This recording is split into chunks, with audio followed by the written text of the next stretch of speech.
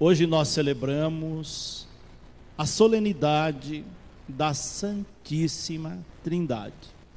E com esta solenidade, nós encerramos um ciclo de 3 grandes solenidades sequenciais. Há 3 domingos nós celebrávamos a ascensão do Senhor, Jesus indo definitivamente para junto do Pai e prometendo que enviaria o Espírito Santo. E no domingo passado, essa promessa se cumpriu com a solenidade de Pentecostes. Recebemos o Espírito Santo e esse nos enviou em missão. E hoje, encerrando este ciclo, nós celebramos esse Deus Trino. Não 3 deuses. Deus é único. Mas ele se desdobra em 3 pessoas para que nós possamos ter acesso a ele, conhecê-lo, porque quem conhece Deus vive os seus ensinamentos. E esse desdobramento de esforços de Deus para que nós o conheçamos é porque ele nos ama. E nos ama infinitamente. Deus é amor. É assim que São João encontrou uma forma de definir Deus. Nós sabemos que Deus não se define, porque toda definição humana é limitada, porque nós somos limitados. E quando a gente define Deus, nós colocamos Deus dentro de parâmetros humanos, limitados. Então, não há como defini-lo, dizer Deus é isso e pronto. Porque ele não cabe em definições humanas. A que mais se aproxima para nós entendermos como é esse Deus infinito, grandioso, é o amor. Por isso, São João vai dizer que Deus é amor, esse Deus Pai. E esse seu amor é infinito por nós, que ele é capaz de qualquer coisa por nós. Até mesmo de se fazer um de nós, semelhante a nós, para que o conheçamos. E aí então, nós passamos a conhecer Deus pelo seu Filho Jesus. É Deus que se encarnou e veio habitar entre nós. É o que nós celebramos no Natal. Deus que se encarna, Deus que se faz carne, aquele que não era palpável, que não era visível, que ninguém conhecia, se fez semelhante a nós, para que o conhecêssemos através do seu Filho unigênito. Jesus, então, é a segunda pessoa da Trindade.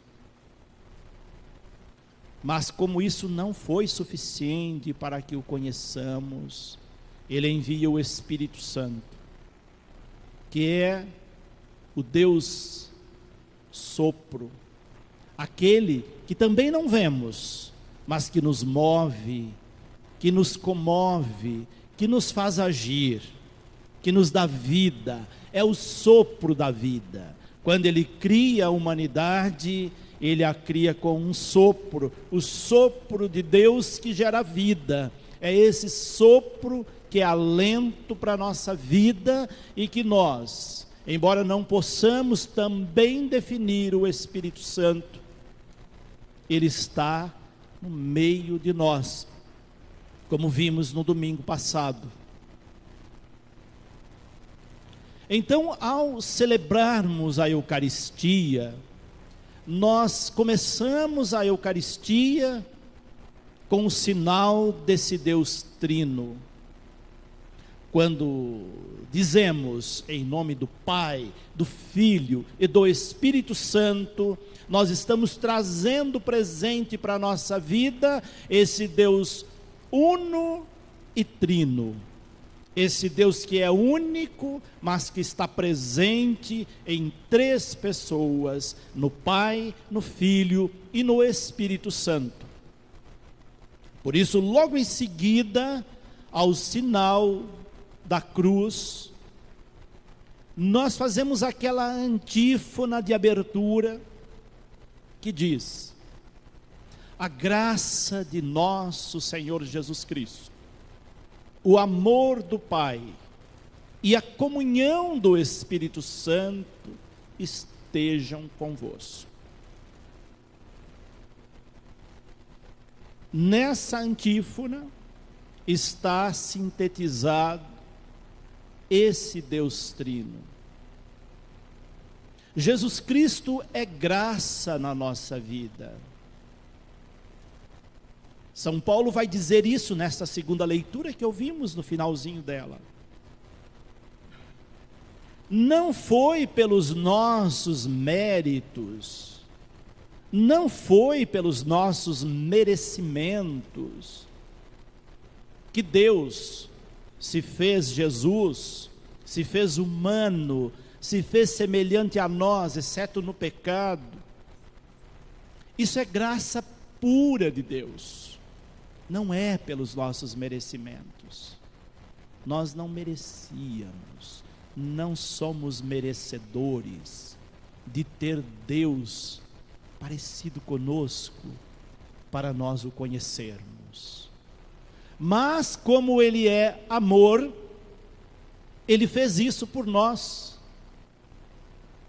Por isso, ao dizer a graça de nosso Senhor Jesus Cristo, logo em seguida nós dizemos o amor do Pai. É o amor do Pai que nos faz conhecer Jesus. E o Espírito Santo é que dá liga disso tudo. Ele é comunhão. E aí a antífona encerra dizendo, depois de dizer o amor do Pai, o amor de nosso Senhor, a graça de nosso Senhor Jesus Cristo, o amor do Pai, a comunhão do Espírito Santo. O Espírito Santo é comunhão, é o que nos faz essa comunhão do Pai, do Filho. Ele é que nos une. Então o Espírito Santo é comunhão. E tendo então esse Deus que é amor, que é graça e que é comunhão, nós temos um Deus completo na nossa vida. Estamos prontos para a missão.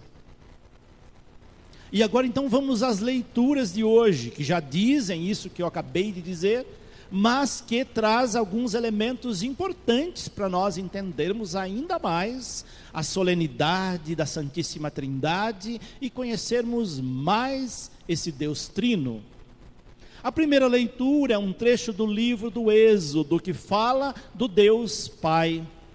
Lá no Antigo Testamento, Deus não se fazia conhecer, Ele não era visível, Ele não era palpável. Se alguém visse o rosto de Deus, morria. Mais se temia a Deus do que amava. Então as pessoas tinham muito medo de Deus. Se eu vir Deus, eu não sobrevivo. Mas aí então, Deus começa a mostrar que Ele não é esse ser que às vezes nós o vemos como monstruoso, porque Ele é amor, e Ele se revela nesse amor a Moisés. Moisés teve o privilégio, dentre tantos, de ser o escolhido para conhecer esse Deus Pai e transmitir esse Deus Pai para os seus. Nesse texto de hoje, Deus convida Moisés a se dirigir ao alto de um monte, levando consigo algumas tábuas de pedra. Ali seriam registrados os mandamentos de Deus.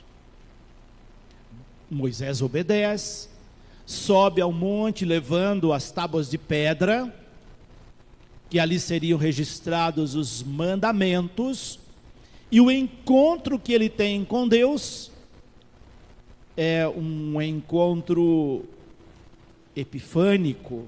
Ele vem das nuvens, e Moisés, quando o vê, reconhece-o como um Deus infinitamente amoroso, um Deus misericordioso, um Deus paciente, um Deus clemente, um Deus que é pura bondade e que é fiel. Ali Moisés tem a prova de que Deus nos ama muito. E ao ver Deus passar, Moisés vai dizer a ele: permanece conosco, caminha conosco, esteja sempre presente no meio de nós, não nos abandone. Quando a gente sai em procissão, e agora na próxima quinta-feira haverá a procissão de Corpus Christi, e toda procissão, toda romaria, ela lembra esse Deus que caminha conosco, lembrando aquele Deus que tira o povo da escravidão do Egito e o ajuda a atravessar aquele longo deserto de 40 anos, no meio de tantas provações. Lembramos desse Deus que a gente não vê, mas que nós sentimos nos momentos mais áridos da nossa vida, que Ele está caminhando conosco, que Ele não nos abandona, que Ele está ali do nosso lado, nos fortalecendo, porque atendeu o pedido de Moisés, dizendo: não nos abandone, caminhe sempre conosco, porque o Senhor é rico em bondade, fiel, é misericordioso, é clemente e é paciente. E apesar de sermos um povo de cabeça dura, de desobedecermos a voz, de não cumprirmos os seus mandamentos, de sermos tantas vezes infiéis a vós, não levem em conta as nossas fraquezas, a nossa ignorância, e fica conosco. Moisés faz uma prece lindíssima a Deus quando ele tem oportunidade de encontrar com Ele, e ele não pede só para si, ele pede pelo seu povo, ele pede por nós. Ele é um grande intercessor, e ali Deus se revela, esse Deus amoroso, que ninguém tinha acesso, e que Moisés teve o privilégio de ter esse acesso a Ele, e se encarregou de levar essa mensagem aos seus. Mensagem que perdurou até os nossos dias, e que perdurará para a eternidade. Esse Deus que depois vai se revelar no seu Filho, para que a humanidade o conheça melhor e o tenha presente fisicamente entre nós. E para nós termos esse Deus que é paz sempre conosco, e termos essa paz que vem de Deus, Paulo, na segunda leitura, vai nos dar algumas recomendações que são muito importantes, e nós não podemos esquecer disso nunca na nossa vida. Se queremos que Deus caminhe conosco, esteja sempre conosco, nós devemos fazer a nossa parte. E a nossa parte, segundo Paulo nessa segunda leitura, é nós trabalharmos sempre para o nosso aperfeiçoamento. Nós estamos constantemente nos aperfeiçoando em Deus. Quem pensa que já está pronto, que já sabe tudo, é um grande ignorante. O primeiro passo para nós dissiparmos a ignorância é nós sabermos que nada nós sabemos diante da grandeza e da infinitude de Deus. Sabemos muito pouco. Por isso precisamos trabalhar o nosso aperfeiçoamento no conhecimento de Deus, sempre.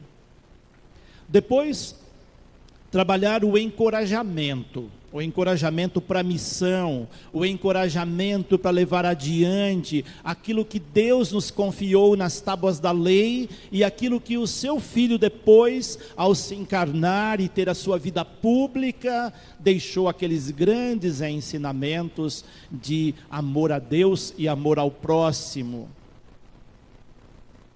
Encorajar para viver tudo isso.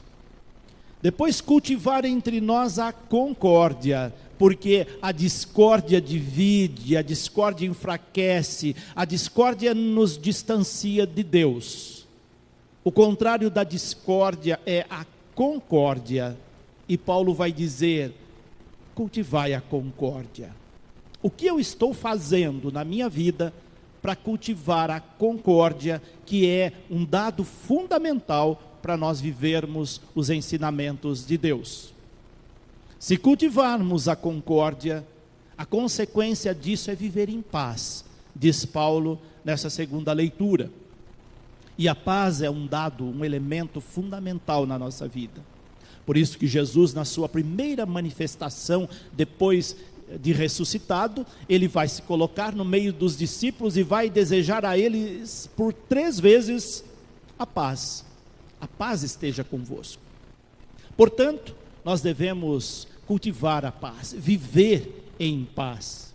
E se assim o fizermos, diz Paulo nesta segunda leitura, o Deus do amor e da paz estará sempre conosco.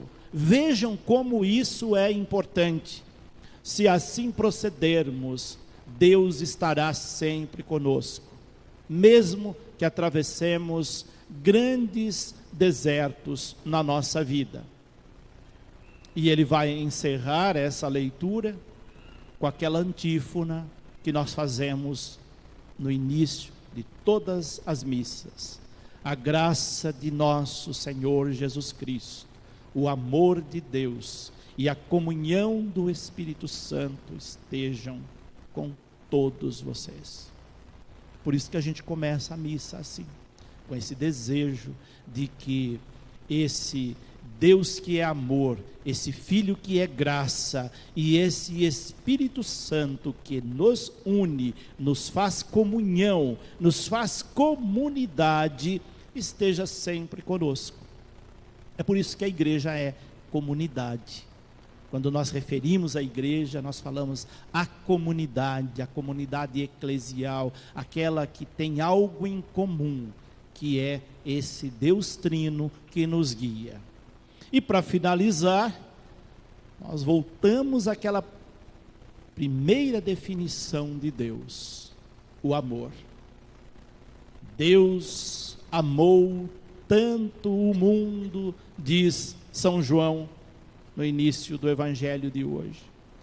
E por ele ter amado tanto o mundo, ele enviou o seu Filho unigênito, o seu Filho único, para nos salvar, para que ninguém morra. Deus não quer a morte de ninguém. E aqui ele não se refere à morte física. A morte física é fato na nossa vida. Todo mundo um dia vai morrer. Mas aqui ele se refere à morte da alma. Ele não quer que se perca nenhum ser humano eternamente. Por isso ele diz: para que não morra todo aquele que nele crer. Quem crer nesse Deus Trino não morre. Quem vive os seus ensinamentos não morre na eternidade, mas estará sempre com ele. É nesse sentido que ele vai dizer: enviou o seu Filho para que ninguém morra, ninguém seja condenado. É por isso que ele enviou o seu Filho ao mundo. Agora, para não morrer, nós precisamos nele acreditar.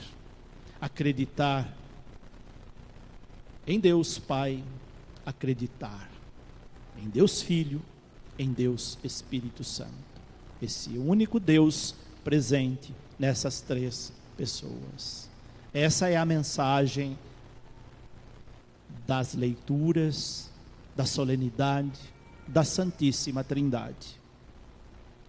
E a partir desta semana nós damos continuidade ao tempo comum da liturgia, com a missão de Jesus, com a nossa missão, até chegarmos a um outro tempo litúrgico lá no final do ano.